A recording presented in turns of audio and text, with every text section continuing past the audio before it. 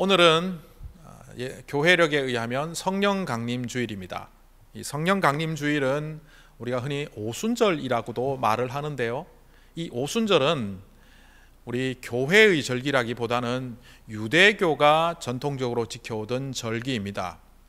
오순절이란 말은 헬라어로 펜테코스테라고 하는데, 이 펜테라는 말은 코스테란 말과 결합되어서 50번째라는 뜻입니다. 그러니까 유대인들이 가장 큰 절기라고 할 수 있는 유월절로부터 50일이 지난 그날이다, 이런 의미에서 오순절이라고 하는데, 이 날에는 첫 열매를 드리는 날이다 해서 초실절이라고 그러기도 하고요. 또 77이 49니까 77절, 7주가 지나서 오는 날이다 해서 77절이라고도 합니다.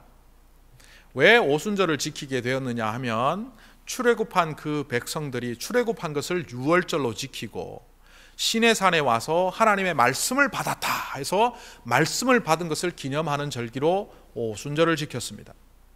그러니까 구약의 백성들에게 오순절은 하나님의 말씀이 그들에게 주어진 날이다, 이렇게 생각하는 거죠. 그런데 우리는 이날을 오순절이라기보다는 성령 강림절 혹은 성령 강림주일이라고 하며 지킵니다. 구약의 유대 절기인 오순절과 겹치는 것이긴 하지만, 우리에게 이 날이 진짜 의미 있는 것은 두려움 속에 골방에 있던 그 하나님의 백성들이, 예수 그리스도를 따르는 주의 제자들이 성령이 임재하시는 말미암아 전혀 다른 사람으로 나아가는 그 시작점이 되었다는 의미에서 이 성령 강림의 사건은 너무나도 교회의 역사 속에 중요한 날이라고 해서 이 성령 강림 주일을 지금도 2000년이 지나도록 지키고 있습니다. 사실 이 성령 강림이 있기 전에 120명의 성도들이 있었지만, 그들은 골방에서 두려움 속에 떠는 존재들이었습니다. 이미 지난주에도 우리가 살펴본 것처럼 이들은 부활하신 예수님을 목격했고, 심지어는 하늘로 구름 타고 올라가시는 승천하시는 예수님을 목격한 자들입니다. 게다가 예수님께서 떠나시면서 그들에게 뭐라고 말씀하셨습니까? 예루살렘과 온 유대와 사마리아와 땅끝까지 이르러 내 증인이 되라고 했습니다. 증인이라는 얘기는 증언하는 자입니다. 다른 말로 예수님께서 그들에게 가르쳐 주셨던 하나님 나라에 대하여 이 땅을 향하여 선포하는 자가 되라는 말씀을 당부하셨음에도 불구하고 그들은 여전히 골방 속에 있었습니다. 그들을 사로잡고 있던 두려움, 그들을 사로잡고 있던 자기 계산, 자기 중심적인 사고방식이 겉으로는 안 믿는 사람이랑 다를 바 없는 삶을 살게 했다는 겁니다. 그런데 이들에게 성령님이 오시고 난 다음부터 그들은 전혀 다른 존재가 되었습니다. 심지어는 주변에 있는 뭇 사람들이 이 사람들에게 어떤 사건이 일어났는지 알 만큼 떠들썩하게 자기 존재를 세상에 드러내게 되었습니다. 다음 주에 우리가 살펴보겠지만, 베드로를 중심으로 그들은 이 성령 강림 사건 이후에 세상을 향하여 나아가 선포하는 자가 됩니다. 이른바 주님께서 그들에게 당부하셨던 증인이 되라라는 말씀을 그대로 실천하는 자들이 되었다는 점에서 이 성령 강림 사건은 비로소 교회가 시작된 날이다, 이렇게 교회 역사가들은 말합니다. 교회가 어떤 공동체입니까? 하나님의 복을 받는 공동체라고 말하기보다는, 복을 받는 공동체가 이 땅을 향하여 그 복을 선언하며 선포하는 공동체, 하나님의 나라와 주님의 복음을 이 땅에 전하는 공동체가 바로 교회라고 한다면, 그것을 시작한 시작점이 성령 강림으로부터 비롯된 것으로 볼 때, 교회라는 시스템이 제대로 작동된 것이 바로 이날로부터다라는 의미에서 이 성령 강림 주일을 교회 태동한 날, 다른 말로 쉽게 표현하면 교회의 생일이라, 이렇게 표현하기도 합니다. 그런데 가만히 보면 이 성령 강림 사건 이후에 그들에게 이런 일들이 변화가 일어나면서 앞으로 어떻게 될지 그들은 전혀 예측하지 못했습니다. 우리는 이미 성경을 통하여 다 바라보았고 또 어떻게 되어진지를 알고 있기 때문에 그 흐름을 알고 있지만 이 성령 강림 사건에 노출되었던 이 당사자 120명은 앞으로 이 일이 어떻게 될지 전혀 몰랐습니다. 팩트를 갖고 조금 따라가 보면 아마 그들은 이 성령 강림한 날 흥분했을 겁니다. 대단한 경험으로 말미암아 세상에 지금까지 경험하지 못한 자신들의 이 뜨거운 체험으로 말미암아 대단한 일이 일어날 거라고 생각했습니다. 첫째, 그들에게는 대단한 일이 일어났습니다. 하루에 3,000명이 회개하고 돌아오는 역사가 있었습니다. 반면 그들의 부흥이 강하면 강할수록, 그들의 선포가 강하면 강할수록 그들을 옥죄어오는 힘도 여전히 더 강해졌다는 사실입니다. 결국 이 예루살렘 교회는 몇 차례에 걸쳐서 핍박의 사건이 있었고, 우리가 알고 있는 사도 야고보가 죽는 사건을 비롯하여 베드로가 감옥에 갇히는 사건을 비롯하여 여러 가지 핍박 사건이 반복되면서 이 예루살렘 교회의 성도들은 흩어지기 시작합니다. 예루살렘에서 신앙생활하는 것은 어렵겠구나. 다메섹으로, 수리아 안디옥으로, 또 여러 도시들로 흩어지기 시작했습니다. 그때 그들은 이렇게 생각했을 거예요. 성령님께서 우리에게 임하셔서 강하게 역사하셨지만 또 이거는 안 되나? 그러니까 그들은 그 시작이 얼마나 웅대하고도 이 성령 강림 사건이 교회 역사에 있어서 얼마나 중요한지 정확히 모른 채 그렇게 그것을 체험했다, 이렇게 볼 수 있습니다. 마치 강원도 산골짜기에서 샘물이 퐁퐁 솟아오릅니다. 그런데 이 샘물은 신나게 솟아올랐지만 자기가 어떤 존재가 될지 모른 채 미세한 물줄기로 흐르기 시작하죠. 그러다가 큰 바위를 만나서 굽이치고 또 산을 만나서 굽이치고 하다 보니 어느새 거대한 한강줄기가 되고, 그 한강줄기는 드디어 대해랑 만나서 서해바다가 된다는 사실을 모른 채 강원도 산골에서 샘물이 올라왔던 것처럼 바로 이 성령 강림 사건은 그런 모습을 가졌을 것이라 생각합니다. 그런데 오늘 이 말씀 속에서 이 샘물이 어떻게 이렇게 솟아올랐는지, 성령의 임재가 어떻게 이렇게 엄청난 사건으로 일어났는지를 보기 위하여 우리가 주목해야 될 것이 있다면 이미 우리가 지난주에 살펴보았던 함께 모여 있다는 바로 그것입니다. 오늘 1절에 오순절이 되어서 그들은 모두 한 곳에 모여 있었다라고 성경은 기록되어 있습니다. 오순절이란 절기가 되었지만 그들이 만약 흩어져 있었다면, 또한 이들이 모여서 무엇을 했겠습니까? 사도행전 1장에서 우리가 주목해 본 것처럼 그들은 한 마음으로 함께 모여 기도하였더라. 이 오순절에도 그들이 모인 이유는 이거는 당연지사 기도하며 주님께 예배드리기 위하여 모였던 것입니다. 이 비상시국에 모여서 기도할 거 있습니까? 각자의 처소에서 기도합시다 이러는 사람이 없이 이 120명이 전부 이 다락방에 모여 기도하며 모여들었다는 겁니다. 이 기도하는 모인 사람들 위에 하늘의 문이 열렸고 세찬 바람이 부는 듯한 소리가 나더니 그 온 집안을 뭔가가 가득 채웠다는 겁니다. 설명할 수 없는 뭔가가 가득 채우더니 그것이 공동체 안에 임함과 동시에 흩어져 각 심령으로 흩어져 각 사람 위에 내려 앉았다. 오늘 성경은 이렇게 기록되어 있습니다. 우리가 주목해야 될 것은 하나님의 은혜는 공동체를 통하여 임재하신다는 겁니다.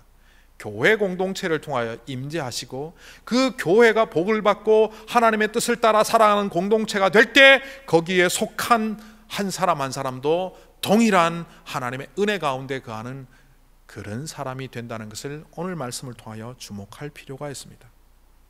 어쨌든 성령께서 임재하시는 이 공동체는 함께 모여 있었고 이렇게 성령의 사건을 체험하게 됩니다.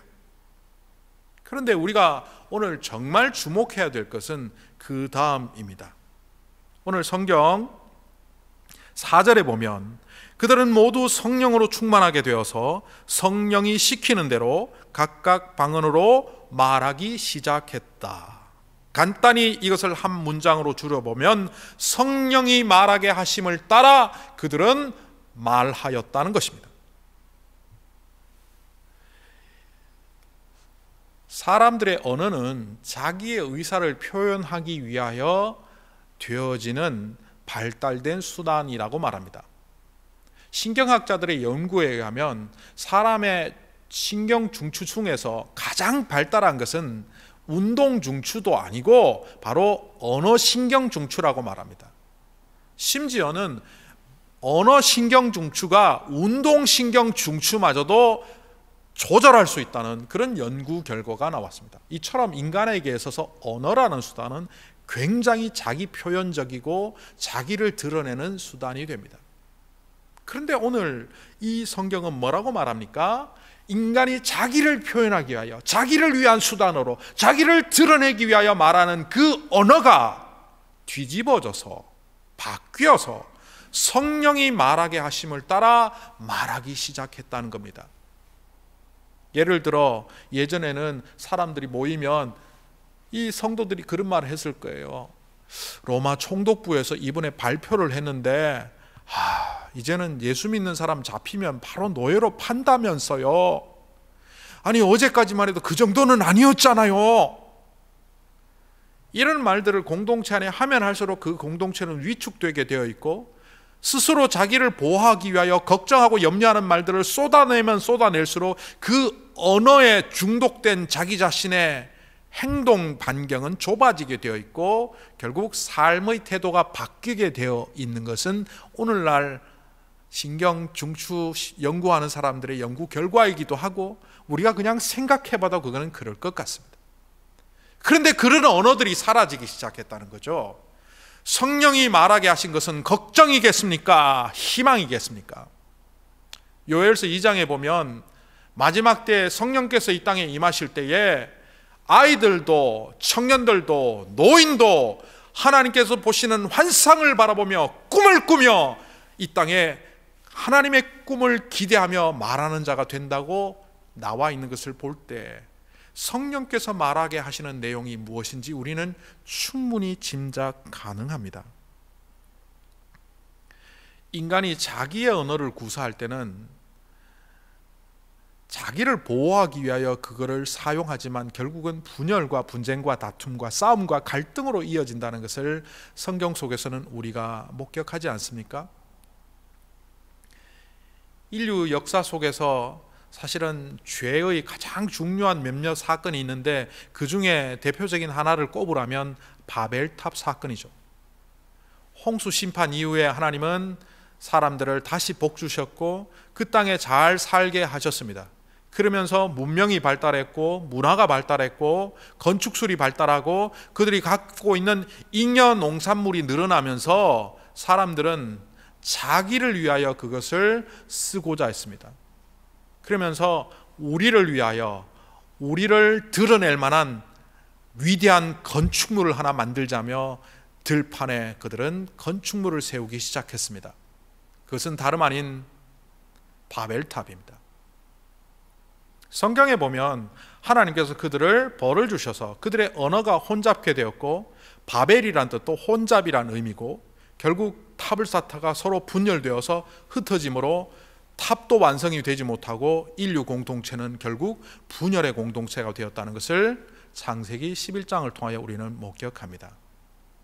그런데 이것을 조금 다르게 한번 해석해 볼까요? 그들의 언어가 왜 바뀌었을까요? 하나님이 벌을 주셔서 그렇다라는 결론적인 이야기를 벗어나서 가만히 보십시오. A라는 사람은 벽돌을 구울 때는 그 방식 말고 북부 방식으로 하십시다. 남부 사람들은 남부 방식으로 하십시다. 중부 사람들은 우리 방식으로 하십시다. 벽돌 제작 과정에서 의견이 갈라지기 시작했고 이쪽 벽은 네모로 저쪽 벽은 세모로 저쪽 벽은 동그랗게 각자 쌓아가다가 결국 접점에서 만나는데 서로 다르니까 싸우기 시작했을 것이고, 내가 맞다 네가 맞다, 네가 옳다 내가 옳다, 결국 하나님이 벌을 주지 않아도 자기를 드러내기 위하여 언어를 사용하고 자기의 탐욕의 언어를 사용하던 사람들은 분쟁과 다툼과 결국 싸움밖에 되지 않는다는 것을 우리는 꼭 바벨탑을 보지 않더라도 오늘 우리 시대에도 이미 목격하고 있지 않습니까? 교회 공동체가 여러 사람들이 모여 있고 그 각 사람들의 생각이 다르고 그 마음들이 혼잡하기 시작하면 교회는 세상이 되어버립니다. 그런데 그 교회가 성령의 말하게 하심을 따라 말하기 시작할 때 교회의 진정한 시작이 일어난다는 겁니다. 이 성령 체험 사건이 그들에게는 굉장히 충격적이고 놀라웠다는 것을 오늘 말씀을 통하여 또한 우리는 보게 됩니다.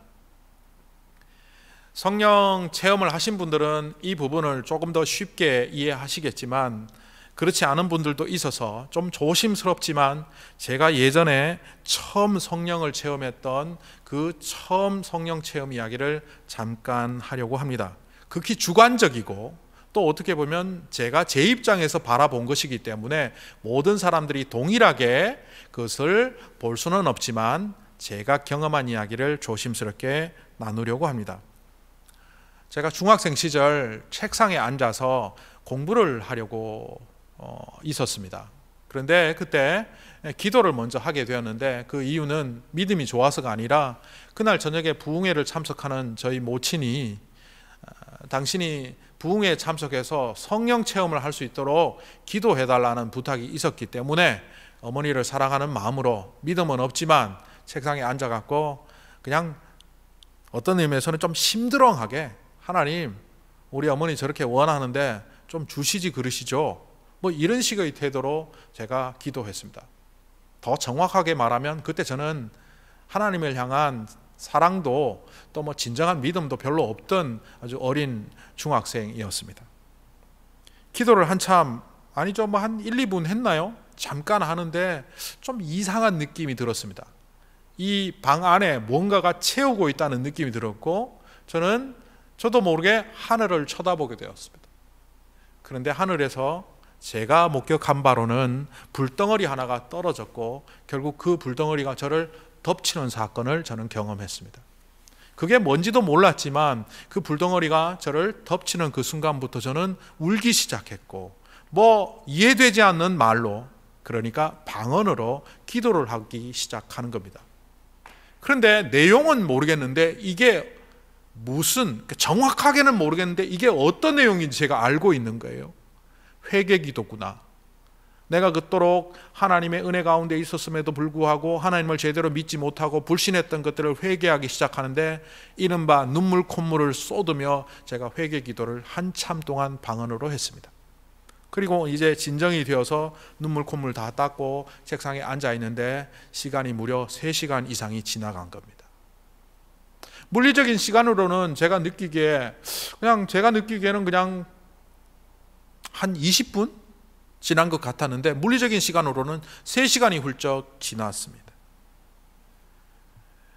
성령께서 우리에게 역사하시는 그 장면은 어떤 의미에서는 에스겔 37장의 마른뼈 사건과 비슷합니다.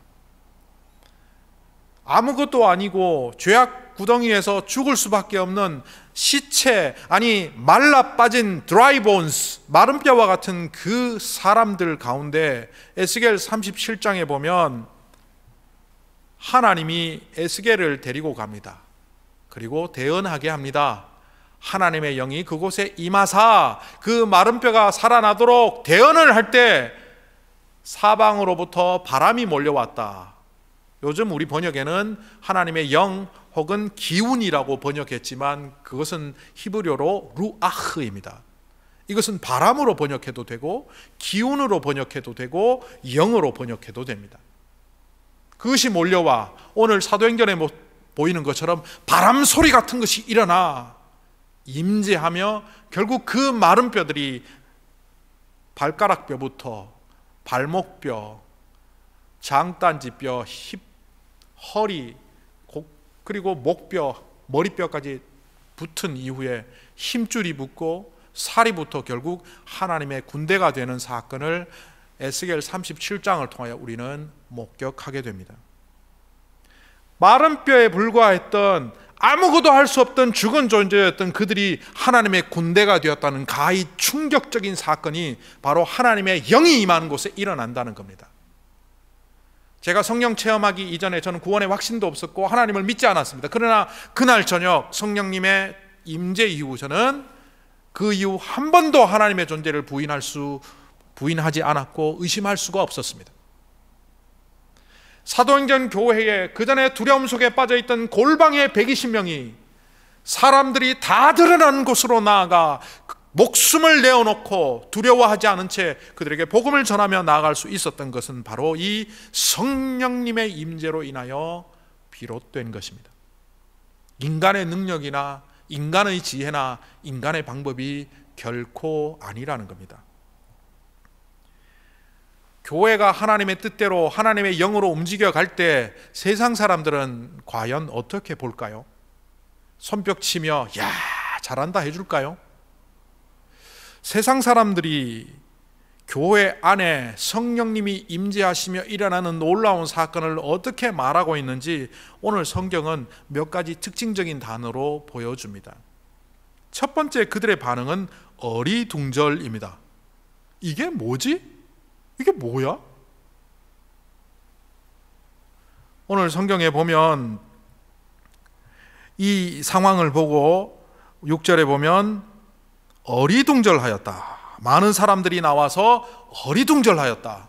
이게 무슨 사건인지 몰랐다는 겁니다. 우리 한울림 교회가 한 4년 전에 예배당 건축을 꿈을 꾸고 예배당 부지를 사고 하는 과정에 이 절차를 비밀로 할 수가 없었습니다. 왜냐하면 미국 장로교회에 소속된 우리 교회는 그 교단의 허락을 통하여 교회가 갖고 있는 부동산을 매각할 수 있고 또 매각한 것을 통하여 새로운 땅을 매입할 수 있습니다. 그러니까 노회의 허락을 통하여 부동산을 매각하고 매입하는 과정이다 보니까 우리가 예배당을 건축을 준비하고 있다는 것이 사람들에게 소문나기 시작했습니다. 그리고 주변에 많은 사람들이 저에게 전화를 혹은 직접 만나서 이런 말을 했습니다. 왜 하는 거야?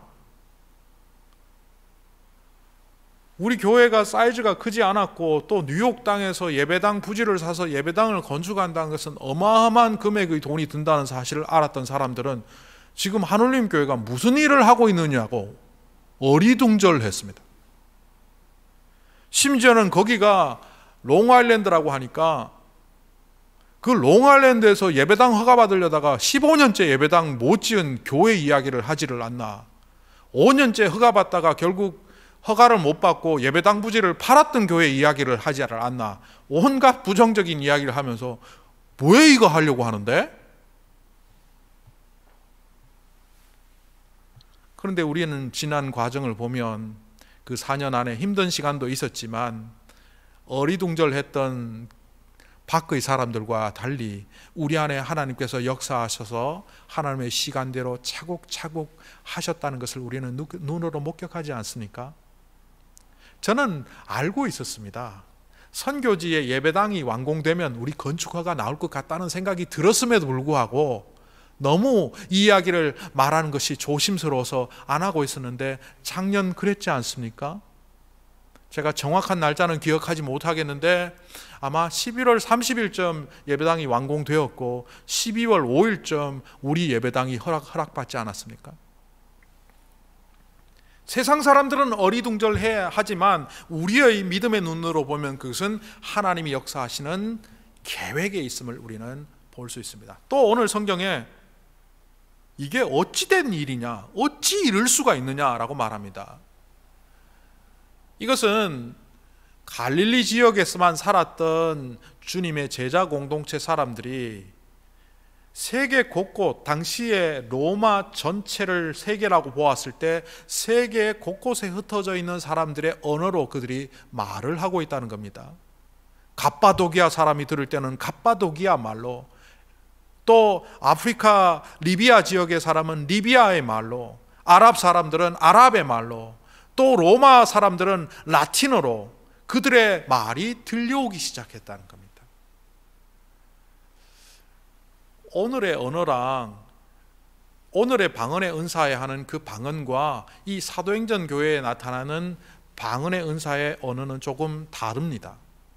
이때 언어는 기도 방언이 아니고 언어 방언이었던 것으로 보입니다. 그래서 각 지역에 있는 사람들이 그 말로 알아듣는 말을 할 수 있었습니다. 이게 무슨 현상인지는 알겠는데 어떻게 이럴 수 있지? 이게 어떻게 가능하냐 말이야. 이렇게 질문을 세상 사람들은 하고 있습니다.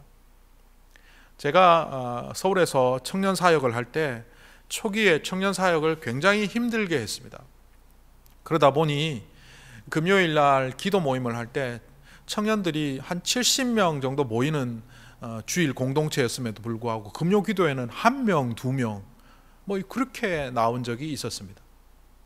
그때 1명, 2명 중에 1명이었던 한 청년이 군대를 가게 되니까 결국은 1명, 2명이 1명 아니면 0명이 되는, 그리고 2년 동안 군대를 마치고 이제 전역해서 제대한 이후에 그 청년이 다시 돌아왔습니다.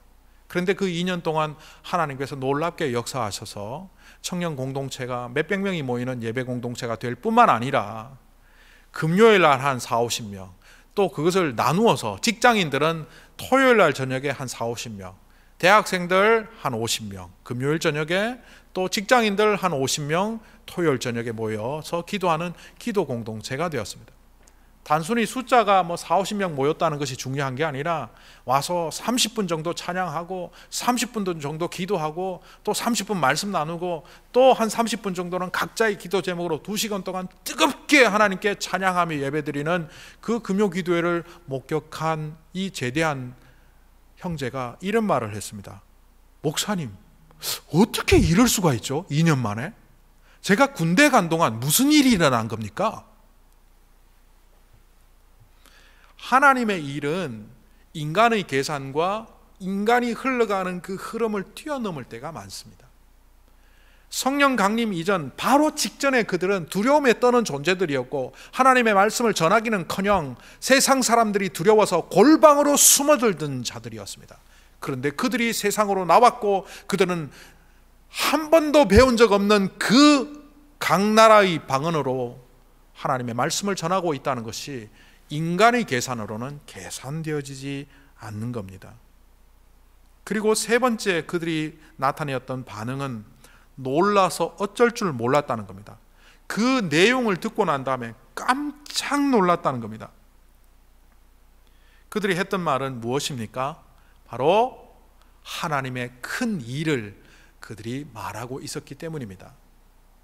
그들이 지식이 없는 사람들인데 굉장히 지식적으로 논리정연한 말을 했기 때문에 놀랐을 겁니다.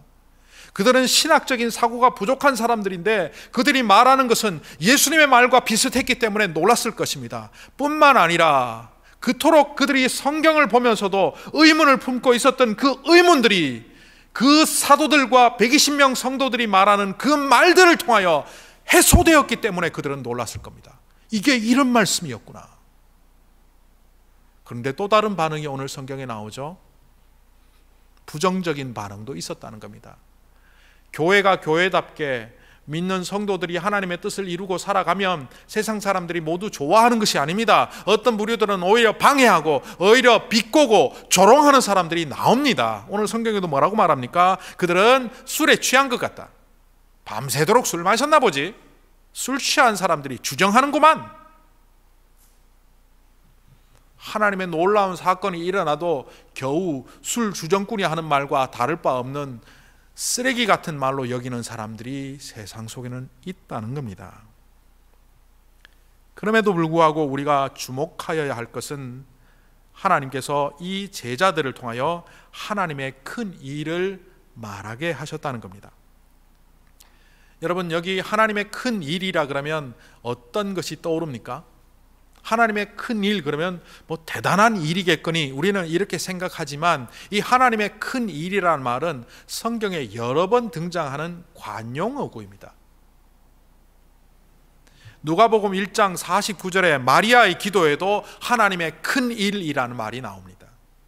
또한 마가복음 5장에 군대 귀신 들린 자가 나은 후에 사람들에게 증언할 때도 하나님의 큰 일이라며 증언하고 있습니다. 그것은 다름 아닌 예수 그리스도를 통하여 이 땅에 구원의 역사가 일어났고, 그분을 믿음으로 우리의 모든 삶의 문제가 해결이 되며 하나님께서 주시는 영원한 생명을 누리는 자가 된다는 바로 복음의 이야기입니다. 그 복음의 이야기가 오늘 성경에서 말하는 하나님의 큰일이고, 그 큰일이 그들을 통하여 이 땅에 선포되고 있다는 겁니다. 그런데 우리는 기억해야 합니다. 지난주에도 말씀드렸지만 하나님의 일을 막 크게 하려고 하면 절대로 못합니다. 대부분의 세상 사람들 중에도 실패하는 사람들은 내가 이제 획기적으로 변해보리라 그러면 작심삼일로 끝납니다. 작은 변화를 통하여 큰 변화로 나아가는 사람은 결국 큰 변화를 할 수 있죠. 하나님의 큰일은 우리들의 작은 삶의 태도, 우리의 작은 언어 생활, 사람들을 대면하는 방식을 조금씩 바꾸어가는 바로 그런 사람들을 통하여 이 하나님의 큰일이 이 땅에 선포됩니다. 아브라함과 사라라는 아주 작은 미라를 통하여 그들이 세대를 거치며 70명의 사람이 되어서 애굽 땅으로 이주를 했고, 애굽 땅으로 이주했던 그 70명이 하나님의 은혜 속에서 430년이 지나자 장정만 60만 명이 되는 한 민족이 되었습니다. 갈릴리 바다 근처에서 물고기나 잡고 아무것도 하지 못하던 그 비루한 12명이 예수님의 손에 이끌려 제자들이 되었고, 또 예수님의 3년의 공생애와 제자 공동체가 오늘 성경에 보는 것처럼 120명의 사람들로 늘어났습니다. 그런데 그것이 또 미랄이 되니 그들이 죽고자 하니 결국 몇 세대를 거치며 로마 전체가 그리스도를 믿는 기독교 국가가 되지 않았습니까? 그 작은 미랄이 죽느냐 사느냐, 작은 미랄이 나를 위하여 살 때는 역사가 나타나지 않지만 주님의 나라를 위하여 내가 죽고자 할 때 결국은 큰 하나님의 역사가 이 땅에 펼쳐진다는 것을 우리는 기억해야 합니다.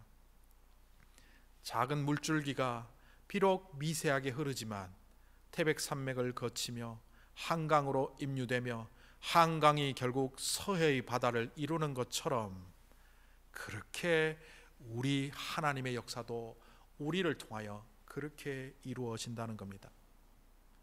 그런데도 불구하고 사람들은 착각하지요. 인생에 부침이 있다면, 인생에 조금 어렵고 힘든 사건들이 있다면 하나님은 나를 통하여 역사하지 않는구나, 그 자리에 머물러 버리죠. 물줄기가 직선으로 갑니까? 바위가 나타나면 굽이치고, 둔덕이 나타나면 돌아가고, 산이 나타나면 심지어는 물속으로, 땅속으로 들어갔다가 다시 올라오는 그 물줄기들이 모여지면서 결국 위대한 대하가 되지 않습니까? 제 친구 중에 제가 어려울 때마다 부탁을 하는 친구가 서울에 삽니다. 이 친구는 사업도 굉장히 성공을 해서, 제가 선교사들이 한국에 들어가서, 사실은 선교사들은 거할 집도 없고 또 한국의 의료보험 혜택도 못 받는 경우도 있고 좀 힘든 가운데 있는 분들이 많이 있습니다. 그런 분들이 저랑 개인적으로 친한 선교사가 가서 힘들다는 이야기를 들으면 제가 이 친구에게 종종 부탁합니다. 네가 조금 이렇게 물질적으로도 섬기고 치료받을 수 있는 길을 좀 뚫어봐라, 이렇게 부탁을 하면 그 친구가 그 일을 참 잘 해줍니다. 뿐만 아니라 제가 뭘 말을 하면 이 친구는 참 존중해 줍니다. 고맙기도 하고 늘 감사한 마음으로 제가 그 친구를 존경하는 마음으로 대하고 살았죠. 그러다 어느 해인가 한 3, 4년, 한 5, 6년 전에 물어보았습니다. 네가 나한테 정말 잘하고 내가 부탁하면 잘 들어줘서 너무 고마운데 너는 어떻게 나한테 이렇게 잘 해주니? 늘 그게 고마우면서도 궁금해 라고 물었더니만, 그 친구는 제가 까맣게 잊어버렸던 별로 중요하지 않는 사건 하나를 떠올리게 해주었습니다. 그 친구랑 저는 중학교 친구입니다. 중학교 시절에 우리 학반에서 분실 사건이 일어났습니다. 아주 작은 물품이었는데 하여튼 분실 사건이 일어났고, 선생님이 범인 잡겠다고 이제 애들을 모아갖고 책상 위로 올라가게 하고 손들어 막 이러는 상황이었습니다. 근데 그 올라가서 누가 범인이야 하고 선생님이 닥달을 할 때 저는 이렇게 유추되는 몇 가지 정황이 있었습니다. 그래서 지금 한 친구가 훔쳤을 거라고 거의 99% 심증이 있었습니다.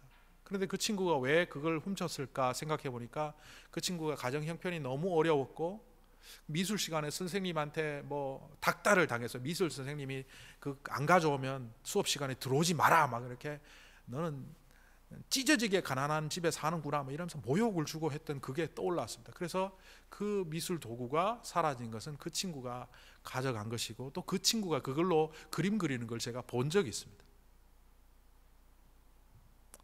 결국 그 친구가 이제 벌벌 떨고 있었던 상황인 것 같은데 제가 번쩍 손을 들고 선생님 제가 훔쳤습니다. 선생님은 좀 의아해했습니다. 네가 그걸 왜 훔치냐? 그런데 참 불평등한 세상이에요. 저는 그 불평등의 어떤 혜택을 받았는데 내려오라더니만 너 그거 왜 훔쳤냐? 그리고 별로 문제도 삼지 않고 넘어가고 제가 그걸 새 걸 사서 피해 입은 친구에게 야 내가 그 실수로 장난친 것 같은데 내가 좋은 거 사왔다고 주고 그리고 지나간 사건입니다. 그 친구한테 언급하지도 않고 그 친구도 저한테 얘기를 하지 않았습니다. 그리고 그냥 친하게 지냈습니다. 몇십 년이 흐른 후에 그 친구가 이 얘기를 하는 거예요. 그때 내가 훔쳐갔다는 걸 너는 알고 있었잖아. 그리고 내 대신 네가 손들고 훔쳐갔다고 했잖아. 나는 그걸 잊지 않았다. 우리 집이 정말 가난했다는 거 너 알고 있었고 내가 그래서 그것을 본의 아니게 손댔다는 것도 알고 있었는데 너는 나를 지켜주었어. 저는 그렇게까지 생각 못했거든요. 그걸 까맣게 잊어버리고 있었거든요. 그런데 어릴 때 했던 그 작은 행동 하나가 그 친구의 마음을 치유하게 했고 어떤 의미에서 그 친구는 그 은혜를 갚는다고 지금도 그 많은 돈을 쓰고 있다.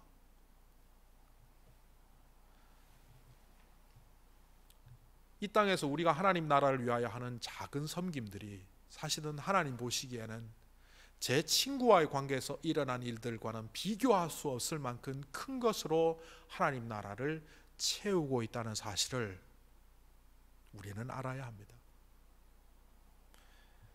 우리는 작은 물줄기이고 작은 섬김이고 그래서 그것을 소홀히 여기며 하나님의 큰 일을 내가 언제 할까를 늘 기다리며 머뭇거리고 있는지 모르지만 이미 우리를 통하여 하나님의 일은 시작되고 있고 그 일을 제대로 하지 않고 있다는 것을 우리는 오늘 이 자리에 발견할 수 있기를 바랍니다.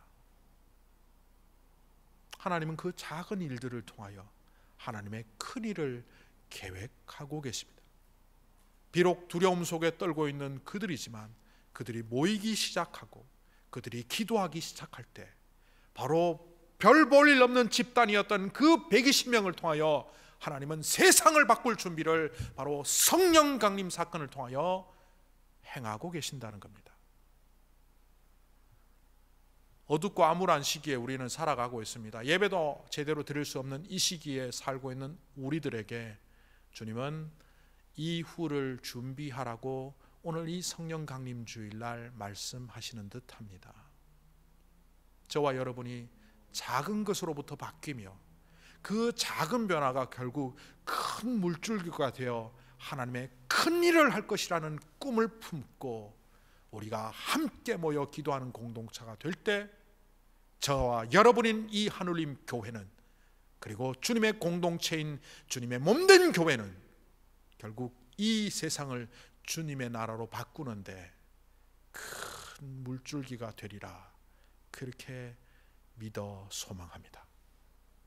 성령 강림 주일 성령님께서 주시는 그 말로 여러분의 언어를 바꾸시고 성령께서 우리를 통하여 하시고자 하는 그 하나님의 큰 일을 꿈으로 품으며 우리의 삶의 자리에 일어나는 작은 걸음들을 바꾸어 가시는 저와 여러분이 되기를 간절히 소망합니다.